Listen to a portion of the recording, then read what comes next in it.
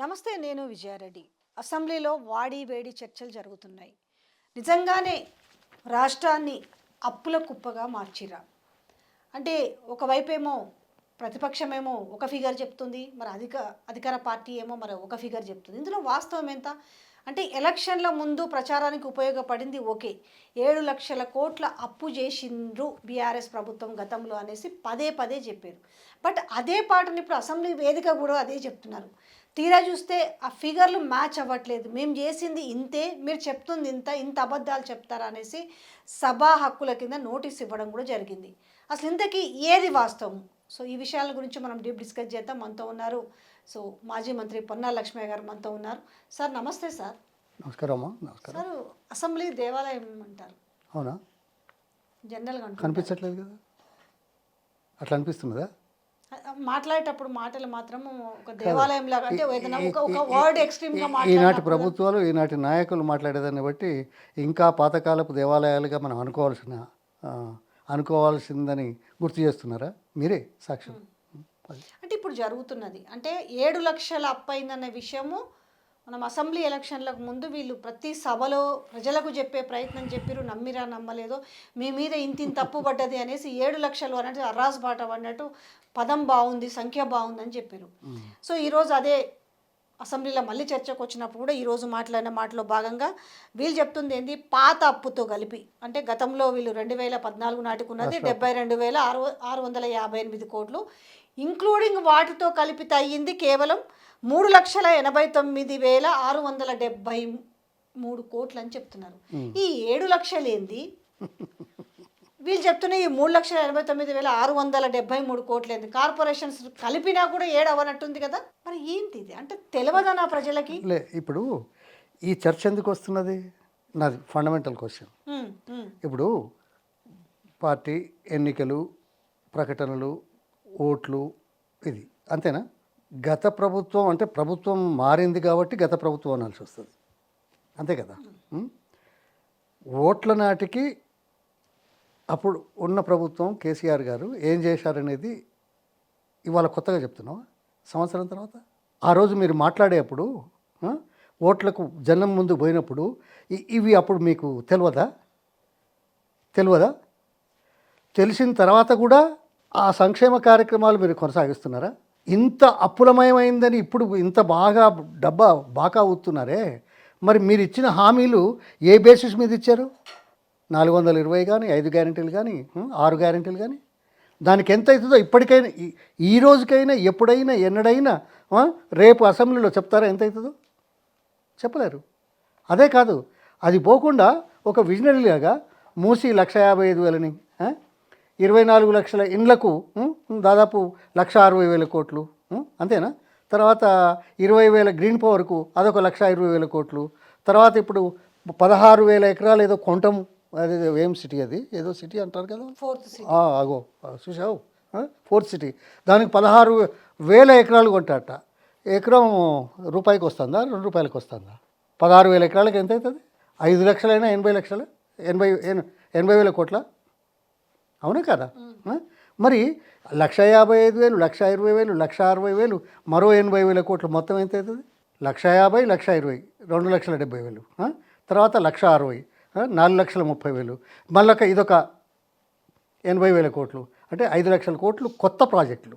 మీరు ఇచ్చిన హామీలు కాకుండా కొత్తవి చేస్తామని నమ్మబలగడానికి జనం ముందుకు వస్తున్నారు, చెప్తున్నారు ప్రభుత్వ పరంగా. అంటే ఈ డబ్బంతా ఎక్కడి నుంచి వస్తుంది అనుకున్నారు? ఇప్పుడేమో గత ప్రభుత్వం ఇంత చేసింది అని అంటున్నారు, దాంట్లో వివరాలకు వెళ్దాం ఖచ్చితంగా. కానీ అంత చేసిందని ఇప్పుడు మీకు జ్ఞానోదయం అయిందా? అందుకే మీరేం చేయలేకపోతున్నారా? ఈ మాట ఎన్నికల ముందు మీరు ఎందుకు చర్చించలేదు? ప్రజల ముందుకు ఎందుకు రారు? ఇప్పటికైనా రండి. అధికారంలోకి వస్తే లెక్క తెలిసి, అదే అధికారంలోకి వస్తే లెక్క తెలుస్తుంది. ఓహో, అధికారంలోకి వస్తే లెక్క తెలుస్తుందా? ఆహా, ఇదా బాధ్యతాయుతమైన ప్రతిపక్షంగా ఉన్న వాళ్ళు చేసే పని? రాష్ట్రంలో ఏం జరుగుతుందో తెలియదు, రాష్ట్ర పరిస్థితులు ఏందో తెలియదు, నీ ఇష్టం వచ్చినట్లు కూతలు కూసేసి చెప్పి వచ్చి ఇప్పుడు గిట్లా అంటావు. ఏమన్నా ఉన్నోళ్ళే మాట్లాడతారా? ఇది ప్రజాహితమేనా?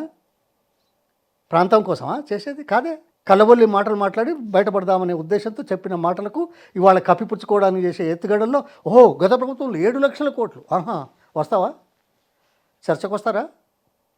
రిజర్వ్ బ్యాంక్ ఏమందో చూశారు కదా. రిజర్వ్ బ్యాంక్ అయితే నేను చెప్తే చేసేది కాదు కదా. అంటే మేము చేస్తున్నదంతా అంటే మీకు సంక్షేమ పథకాలు ఇవ్వలేకపోవడానికి కారణం అంటే వెనకబడడానికి కారణము మేము వడ్డీలు ఇంత కడుతున్నాం అనేసి వడ్డీల విషయంలో కూడా మరి అబద్ధమే చెప్తుంది కదా. ఆర్బీఐ చెప్తున్న ఒక లెక్క ఉంది, వీళ్ళు చెప్తున్న ఒక లెక్క. నేను అనేది ఏమన్నా ఇంగిత జ్ఞానం ఉంటే నువ్వు జనానికి ఏదైతే చేస్తానని ఎన్నికల ముందు వచ్చావో అప్పుడు ఇవన్నీ తెలివయా? ఎవరన్నా దాచారా? గతంలో ప్రభుత్వంలో ఉన్నవాళ్ళే కదా. దీనికి సమాధానం ఏం చెప్తారు? అంటే మోసం చేయడం, అంతే, దాటేయడం. లోను ఇట్లా ఉంది, ఓకే, రిజర్వ్ బ్యాంక్ ఇచ్చింది, బ్యాంకుల ద్వారా ఏమైంది అనేది ఉంటుంది. తర్వాత కార్పొరేషన్లు అంటాను. కార్పొరేషన్లు వాళ్ళు కొత్తగా తీసుకుంటున్నామా? గతంలో కూడా తీసుకున్నాం, ఎప్పుడూ తీసుకుంటూనే ఉంటాం. అది కూడా మీ ఫిగర్స్ తెలుసా? 3,89,000 కోట్లు దానికని, తర్వాత ఇంకేదో 95,000 కోట్లు ఏదో కార్పొరేషన్స్ అని, 59 కోట్లు 50,000 కోట్లు ఇది, 40,000 కోట్లు ఒకటి అని, మొత్తం కలిపితే కూడా మీ 7,11,000 లెక్క వస్తలేదే. అయినా ఇది తీసుకోకూడదు కదా. ఏమో వాళ్ళనే అడగాలి మరి, అదే అడుగుతాను కదా నేను. మీ ముఖాలకు, మీ తెలివితేటలకు, మీ అనుభవానికి ప్రజల ముందుకు వచ్చి ఏ ఏ ఏ సందర్భంగా చెప్తారు చెప్పండి? రిజర్వ్ బ్యాంకును తప్పంటావా? ఇవన్నీ చేసినా తెలంగాణ రాష్ట్రం గత 10 సంవత్సరాల్లో దేశంలో 6వ స్థానంలో ఆర్థిక మంచి బాగా ఉందని మా ప్రభుత్వం ఇచ్చిన లెక్కలు తప్ప. డెట్ టు ఈక్విటీ రేషియో మనది 28% ఉంది, కేంద్ర ప్రభుత్వాన్ని 78% ఉంది, మిగతా రాష్ట్రాలన్నీ దాదాపు 29 రాష్ట్రాలు మన కింద ఉన్నాయి.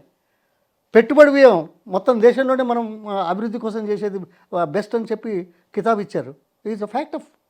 అసలు ఆర్థిక స్థితిగతుల మీద ఈ మంత్రివర్గంలో ఉన్న పెద్ద మనిషికి కానీ మిగతా మంత్రులకు కానీ ఏమన్నా అవగాహన ఉందా? సరే, ఓకే, ముఖ్యమంత్రి రేవంత్ రెడ్డి అంటే ఏది పడితే అది మాట్లాడతాడు అనేది ఒక మాట ఉంది. అవును. సరే, కొంత ఆర్థిక మంత్రి ఎవరు? డిప్యూటీ సీఎం బట్టి విక్రమార్క. తను మాట్లాడడం ఏంటి ఇక్కడ అంటే రాష్ట్ర పరిస్థితుల మీద, రాష్ట్ర బడ్జెట్ల మీద, తీసుకున్న అప్పుల మీద అవగాహన లేకుండా మాట్లాడిన. అదే అంటున్నా. ఇప్పుడు ఆయన ఆర్థిక మంత్రి. ఓ ఐసీ. అయితే ఆర్థిక మంత్రి కూడా తెలియదు అన్నట్టు ఈ ఫిగర్లు. ఆయన నిన్న అవునా ఆర్థిక మంత్రి? నాకు తెలిసి అయితే ఆర్థిక మంత్రి. ఓహో, మరి ఆర్థిక మంత్రికి కూడా తెలియకుండా ఉన్నది. ఆర్థిక మంత్రి చెప్పిన దానికి ముఖ్యమంత్రి చెప్పిన దానికి తేడా ఉంటుంది. నిన్న మాట్లాడారు కదా, ఏమని? రైతులకు 54,000 కోట్ల అది దానికి వస్తాను. అది రెండవది.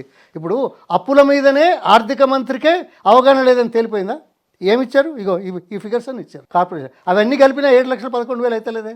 అసలు కార్పొరేషన్లు తర్వాత వీటికి ఇచ్చే డబ్బుతోటి రాష్ట్ర ప్రభుత్వం ఏదో గ్యారంటీలు ఇస్తుంది. వాళ్ళ వ్యాపారం చేస్తున్నారు, వాళ్ళు చేస్తారు, ఇది మామూలే. అన్ని రాష్ట్రాల్లో ఉంది. ఇవాళ ఈ కొత్త రాష్ట్రం ఈ రాష్ట్రంలోనే ఉందా? అయినా కానీ 7,11,000 లేదే. మీ లెక్కలు తప్పే కదా. ఇగో ఊరికే కళ్ళబొల్లి మాటలు చెప్పేందుకు రాలే నేను. మొత్తం డేటాతో సహా. ఇగో చూడండి, ఇగో ఫిగర్స్ అన్నీ.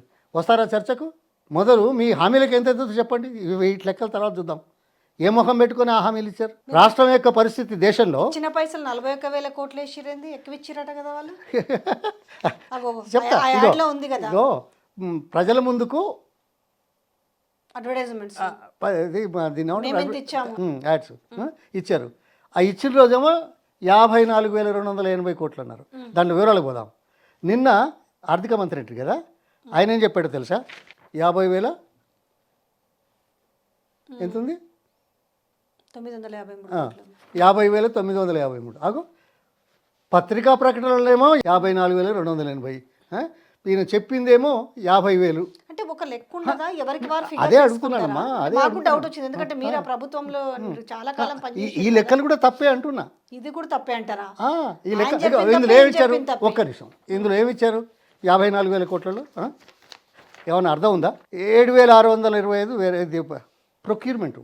వడ్లు కొంటేనట 10,547. అయితే రైతులకు పుణ్యానికి ఇచ్చినాం. అది కార్పొరేషన్ ఉంది, కొంటాంది, వాళ్ళకి ఇస్తుంది, వాళ్ళు మళ్ళీ అమ్ముతారు, డబ్బులు తీసుకుంటారు. దానికి ప్రభుత్వం ఇచ్చిన దాని కిందకి ఎట్లా లెక్క అవుతుంది? ఓ ఉచిత కరెంటు ఫ్రీ పవర్ కట్ట 10,400. ఓహో అవును, ఉచిత కరెంటు ఇస్తున్నావు. నువ్వు ఇవాళ మొదలు పెట్టివా? గత 10 ఏళ్ళ నుంచి ఇస్తలేమా? నువ్వు ఇచ్చింది ఏమున్నది? అంటే ఈ సంవత్సరం ఒక్క నుంచి నిమిషం ఈ సంవత్సరం ఒక్క నుంచి బిల్లులు ఒక్క- కట్టింది. అవును కట్టినావు, సంవత్సరం కట్టినావు, గత సంవత్సరం కట్టలేదా, అంత ముందు సంవత్సరం కట్టలేదా, గత 10 సంవత్సరాల నుంచి ఇవ్వట్లేదా, ఇవాళ నువ్వు కొత్తగా ఏమి ఇచ్చినావు? 54,000 కోట్లని ప్రకటన చేస్తున్నావే, ఈయన 50,000 కోట్లని అంటున్నాడే. దీంట్లో ఉచిత కరెంటుకి ఇచ్చింది కూడా నువ్వు ఇచ్చినట్టు చెప్తావా? గతంలో ఇవ్వకుండా నువ్వు ఏదైనా ఇచ్చేది ఉంటే చెప్పాలా? అదేవిధంగా ఇరిగేషన్ ప్రాజెక్టుల కంటే ఏదో 10,000 ఖర్చు పెట్టిండట, అంతకుముందు 25,000 కోట్లు ఖర్చు పెట్టలే సంవత్సరానికి. ఆ లెక్క ఎట్లా వస్తుంది? ఏమైనా ఇంకిత జ్ఞానం ఉందా? ఇన్సూరెన్స్ గతంలో చేయలేదా? సబ్సిడీ ఫెర్టిలైజర్స్కి ఇవ్వలేదా? ప్రొక్యూర్మెంట్ మార్కెట్కి ఏదో చేస్తే అది కూడా పెట్టింది ఇలా చిన్నగా. క్రాప్ లాస్ కోత ఇచ్చిండ్రు, అది కూడా పెట్టిండ్రు, అంతకుముందు ఇవ్వలేదా? హార్టికల్చర్ పామ్ ఆయిల్ గతంలో ఇవ్వలేదా? నువ్వు ఇచ్చింది ఏంది? రైతు రుణమాఫీ కొత్తగా, ఓకే, ఎంత 17,000 కోట్లు మొదలు ఇచ్చారు, ఈ మధ్య ఏదో కొద్దిగా పెంచినట్టున్నారు, 17,000 కోట్లు. అంటే 17,000 కోట్లు ఇస్తే రుణమాఫీ అందరికీ రాలేదు కదా. రుణమాఫీ అందరికి కాకపోతే ఏమైంది? బ్యాంకులు ఈ ఖరీఫ్లో 50% మందికి రైతులకు కూడా అప్పులు ఇవ్వలేదు. అంటే ఏమన్నట్టు? వాళ్ళకు పెట్టుబడి లేకుంటేది, అంతే కదా. ఈ 50% మందికి అప్పులు ఇవ్వకపోతే పెట్టుబడి పోయింది, 50% ఇచ్చిన వాళ్ళకు బ్యాంకులకే పాయే, వాళ్ళ చేతిలో ఉన్నది. అందుకే ప్రతి పంటకు 7,500 కోట్ల చొప్పున రైతు బంధు పథకం ఇచ్చింది కేసీఆర్ గారు కదా. అది సమయానికి అక్కడికి వచ్చి అయింది కదా. ఇప్పుడు మీరు ఓకే 15,000 కోట్లు అంటున్నారు, 17,000 కోట్లు, మరి రైతు బంధు ఇచ్చుంటే 15,000 కోట్ల పైసలకి అయిపోయేది కదా. అది ఇవ్వకుండా ఇది 17,000 ఇచ్చినామని దీంతో పాటు బ్యాంకు రుణాలు రాకుండా చేసిన దౌర్భాగ్య స్థితిలో ఉండి ఏ ముఖం పెట్టుకుని ప్రజలను ఈ మాటలు చెప్తారయ్యా మీరు? ఛాలెంజ్ చేస్తున్నాం. ఇదా పరిపాలన? ఎత్తుగడలా? ఆర్థిక శాఖ మంత్రిత్వ శాఖకే ఏమి ఇచ్చినామో తెలియదు. దీంట్లో తీరు, దీంట్లో తీరు, లెక్కలు తీస్తే ఇంకో తీరు, ఇవన్నీ చూపెడితే ఓ తీరు. మాట్లాడతారా, వస్తారా? నమ్మబలికి అంతే, కాలం గడిపేది, మోసం చేసేది. అరే అంతా మంచిగా చేస్తున్నామని ఏడాది పాలన చెప్తుండే, విజయోత్సవాలు చేసుకుంటారు, ప్రజాపాలన విజయోత్సవాలు, రైతు పండగ, అసలు రైతులు ఆనందంగా ఇందిరమ్మ రాజ్యము, ఇందిరమ్మ ఇండ్లు. ఒక సామెత ఉంది, దొంగ ఏమంటాడు? నేను దొంగ అని చెప్తాడా? కానంటాడు. దొంగ దొంగ దొంగ అని అరిస్తే అయ్యో వాళ్ళు దొంగలు పడ్డాడని మనం చూడాలి. అవునా కాదా? అసలు దొంగ వాడు అనేటోడు. ఇప్పుడు ఆ మాట అనాలి వీళ్ళని? అనమంటారా?